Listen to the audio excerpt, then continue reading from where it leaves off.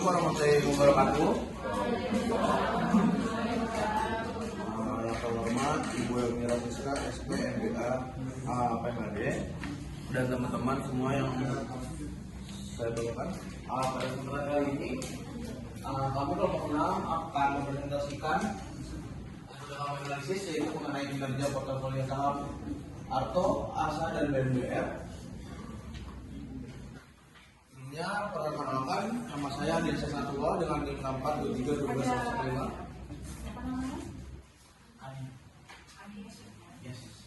Perkenalkan, nama saya Zuleni dengan NIM 642398. Perkenalkan, nama saya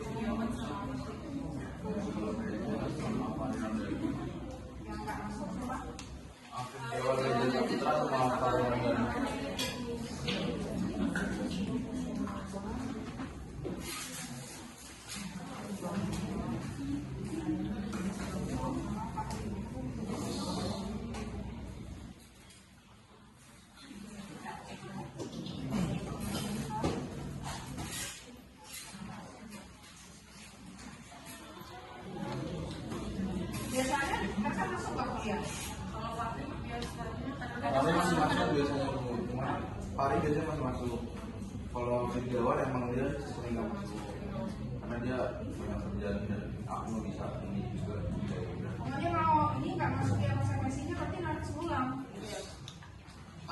Kita perlu udah ngasih tahu ke mereka kok. Jadi ya benar. At kalau misalnya hari-hari nggak masuk itu masih bisa ditoleransi, bisa bisa diupdate ya kalau nggak kerja dan kerjanya. Tapi kalau misalnya saling pengambilan nilai nggak dapat sama aja. Oke, kita sebelum kita lanjut ke dalam, aku mau bahas latar belakang dulu. Dari yang kita tahu itu, instrumen pasar saham itu adalah alat untuk kita mencari cuan yang hasilnya akan tinggi, tapi juga kita tahu bahwa resikonya cukup tinggi. Terus juga perubahan harga saham itu bisa dipengaruhi oleh berbagai macam dasar fundamental kayak sistem pasar, likuiditas, terus juga kondisi makroekonomi dan juga pergerakan indeks pasar. Jadi karena itu tidak cukup hanya melihat return, tapi kita juga perlu memperhatikan risiko yang melekat pada return tersebut. Nah, pada kali ini kita akan membahas akan membandingkan saham Arto, Bank Jago, ASA, Adisarana Armada Tbk, dan BNBR Bakri and Brother Tbk. Arto itu mewakili sektor pembayaran digital, ASA itu bergerak pada solusi mobilitas dan logistik, sedangkan BNBR berfokus pada manufaktur dan infrastruktur.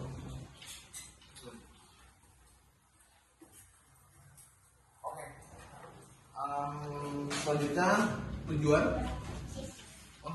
yang pertama itu untuk menjelaskan konsep expect return, risiko portofolio, risk free, beta portofolio, efisien kuantitas, dan kinerja portofolio. Yang kedua itu menganalisis expect return risiko portofolio, risk free, beta portofolio, efisien frontier, kinerja portofolio saham atau ASA dan BNBR. Kemudian yang ketiga, untuk membandingkan kinerja portofolio risiko masing-masing saham dan risiko pada beberapa skenario portofolio. Yang keempat itu untuk mengetahui portofolio mana yang memiliki kinerja terbaik sebagai dasar pertimbangan dalam pengambilan keputusan investasi. Kemudian manfaatnya itu secara akademik, makalah ini dapat menjadi contoh penerapan teori portofolio modern dalam menganalisis saham menggunakan data historis serta sebagai bahan pembelajaran dalam menghitung dan menafsirkan ekspektasi risiko portofolio beta Efisien Fortier serta indeks Sharp, Steiner, dan Jensen.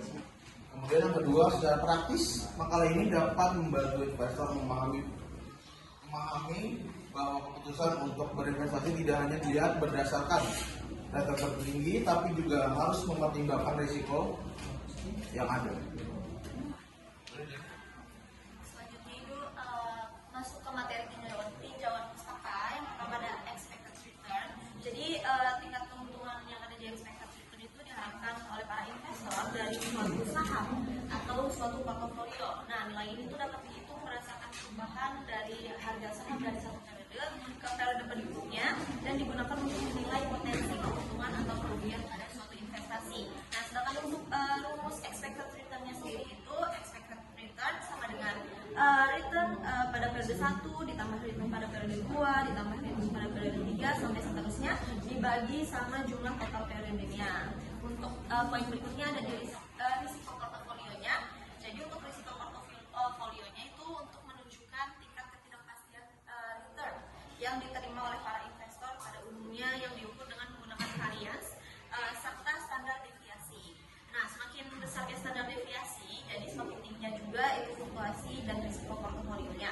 Jadi untuk rumus resikonya sendiri, risiko sama dengan akar pangkat sigma dalam kurung return dikurang expected return tutup kurung pangkat 2 dibagi jumlah total periode dikurang 1.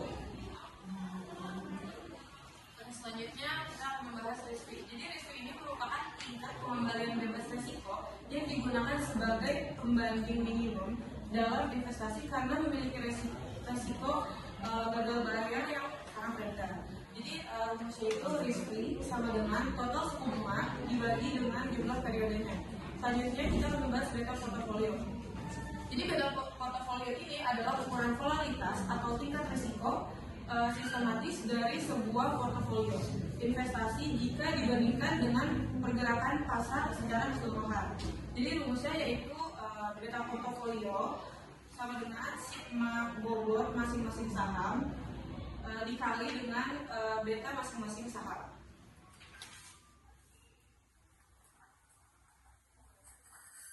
Selanjutnya itu membahas korelasi dan diversifikasi.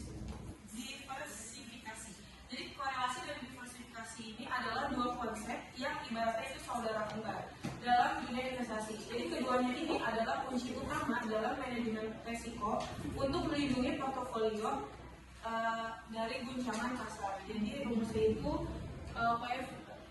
koefisien korelasi antara dua saham sama dengan covariance return saham dibagi dengan standar deviasi dan standar deviasi saham satu dengan standar deviasi saham ketiga lagi. Kemudian yang nomor 6 yaitu efisiensi frontier. Jadi efisiensi frontier ini adalah konsep fundamental dalam manajemen investasi yang menunjukkan serangkaian portofolio orang optimal.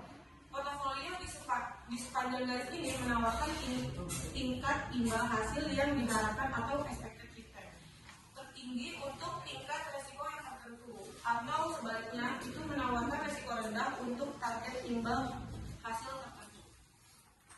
Selanjutnya itu ada kinerja portofolio. Jadi kinerja portofolio ini atau portofolio performance adalah sebuah proses mengevaluasi seberapa suksesnya sebuah strategi investasi dalam mencapai tujuan keuangannya. Nah, dalam analisis ini tingkat lanjutnya itu kinerja tidak hanya diukur dari seberapa besar cuannya yang dihasilkan atau nominal keuntungan yang akan didapat, tapi juga dari seberapa efisien keuntungan tersebut yang diraihnya. Jadi jika dibandingkan dengan resiko yang ditanggungnya seperti itu. Jadi untuk rumusnya sendiri pada indeks Sharpe sendiri itu yang pertama indeks Sharpe sama dengan return portofolio dikurangi dengan risk free lalu dibagi dengan risiko portofolio. Nah, untuk indeks Strainer-nya sendiri untuk rumusnya itu indeks Strainer sama dengan risiko portofolio dikurang risk free dibagi dengan beta portofolio. Nah, sedangkan pada Jensen Alpha-nya sendiri untuk rumusnya itu indeks Jensen sama dengan risiko portofolio dikurang tutup kurung buka kurung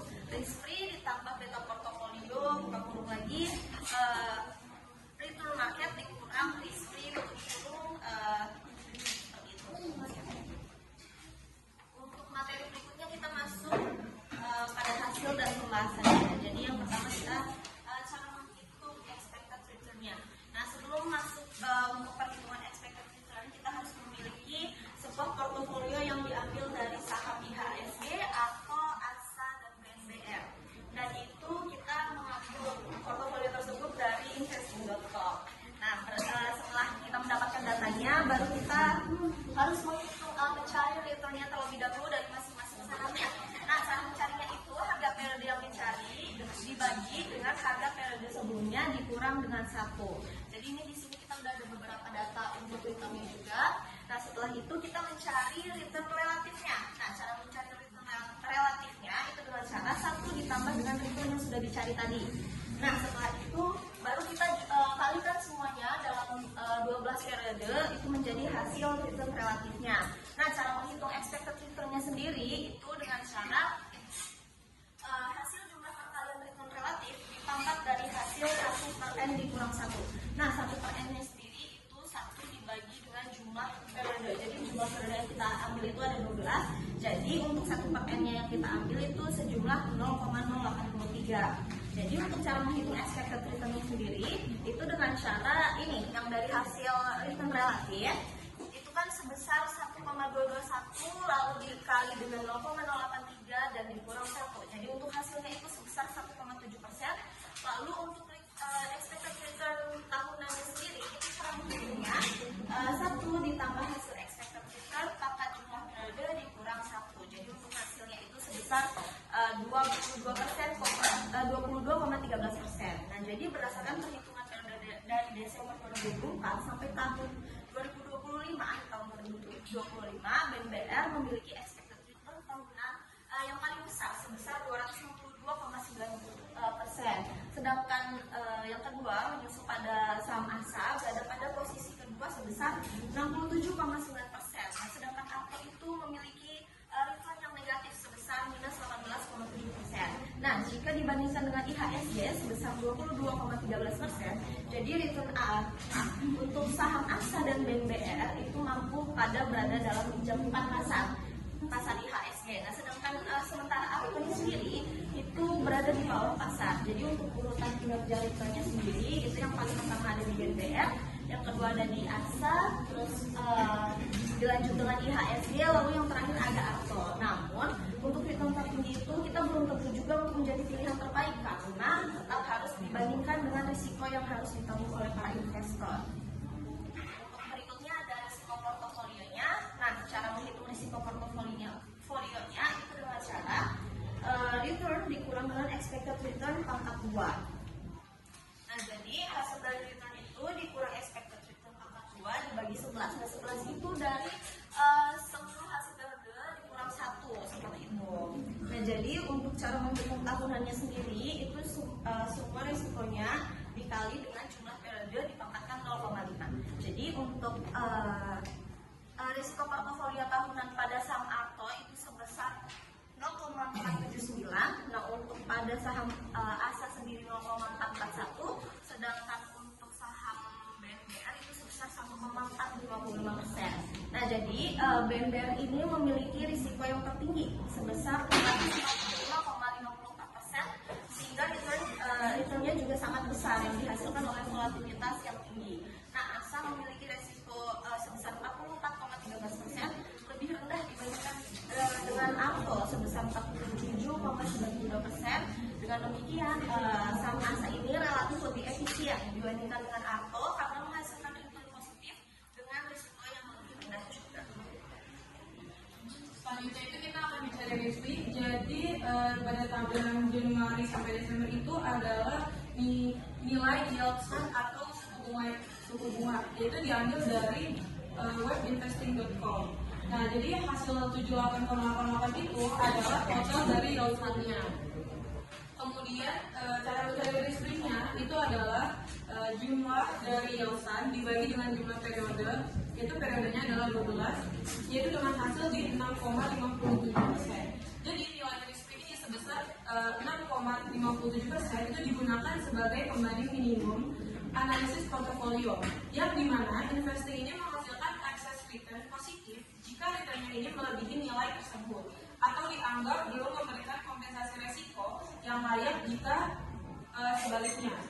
Jadi berdasarkan perbandingan ini, pada saham Arto itu tidak menghasilkan excess return yang positif karena memiliki return tahunan sebesar min 18,72%. Sebaliknya pada saham ASA dan BNBR serta indeks IHSG itu dengan return 22,13% itu berhasil menghasilkan return yang jauh lebih tinggi daripada nilai risikonya. Oke, selanjutnya kita akan membahas beta portfolio. Beta portfolio ini tuh perbandingan antara return saham dengan return pasar atau IHSG. Nah, cara mencarinya itu kita menggunakan rumus swot yang ada di Excel. Untuk saham Arto,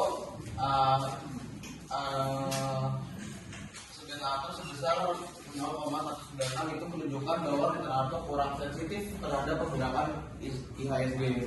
Artinya perubahan pasar itu hanya memberi pengaruh kecil terhadap return dari Arto itu sendiri. Namun karena Arto yang bernilai negatif, jadi tidak otomatis menunjukkan kinerja investasi yang cukup baik.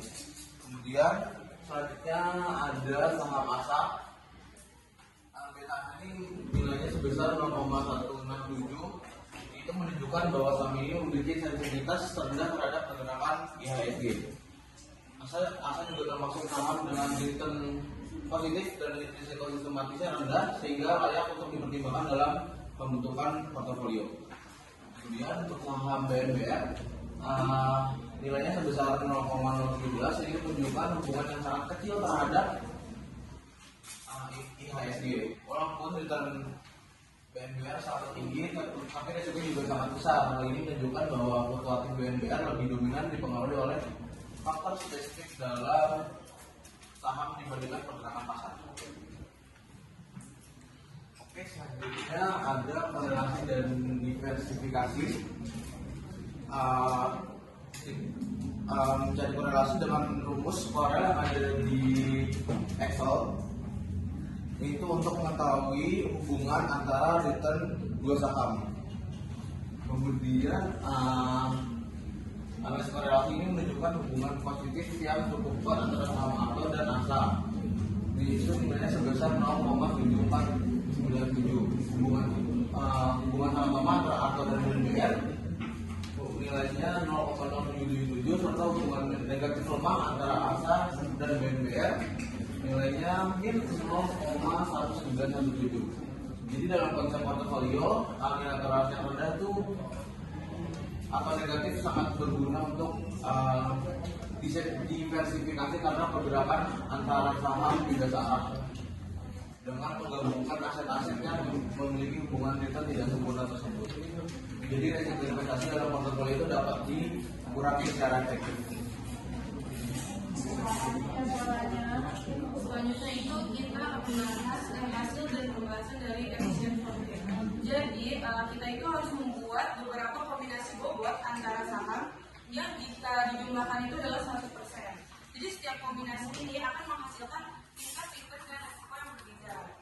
Selanjutnya kita harus mencari Price. Jadi Price ini menggunakan matriks varian dan kovarian yang mempertimbangkan antara varian setiap saham dan hubungan antara sahamnya. Kemudian kita mencari return juga. Jadi return portofolio ini dihitung dengan mengkalikan return masing-masing saham dengan bobot investasinya, lalu dijumlahkan. Selanjutnya setiap kombinasi bobot akan menghasilkan satu titik pada grafik kumpulan titik akan membentuk efisien frontier yang menunjukkan hubungan antara return dan resiko. Jadi semakin tinggi return maka semakin besar juga resiko yang harus ditanggung. Jadi berdasarkan konsep efisien frontier, pemilihan dari 3 skenario portofolio yang tersedia ini bergantung pada profil resiko investor. Jadi portofolio ini cocok untuk portofolio 2 ini cocok untuk untuk mencari return yang maksimum yaitu di 194,70% dengan resiko terbesar. Kemudian pada portofolio 1 tempat untuk meminimalkan volatilitas karena memiliki resiko terendah yaitu di 43,26%. Sedangkan pada portofolio 3 sejalan sebagai jalan tengah dengan return di 153% dan resiko di 48,34%.